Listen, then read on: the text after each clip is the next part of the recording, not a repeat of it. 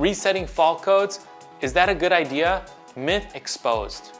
If you're new here, OTR Performance helps owner-operators and fleet owners take control of their truck diagnostics. Save on maintenance costs, reduce downtime, and understand your truck better. Visit otrperformance.com to learn more. Now let's dive in and debunk this myth together. Resetting fault codes is necessary to validate repairs, but only after diagnosing and resolving the underlying issue. Most fault codes don't clear by themselves and need to be reset with a diagnostic tool. Identify and fix the root cause before resetting fault codes.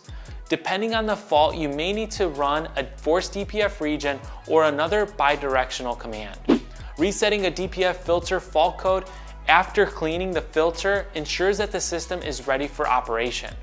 Clearing an EGR fault code after replacing the EGR valve validates the repair.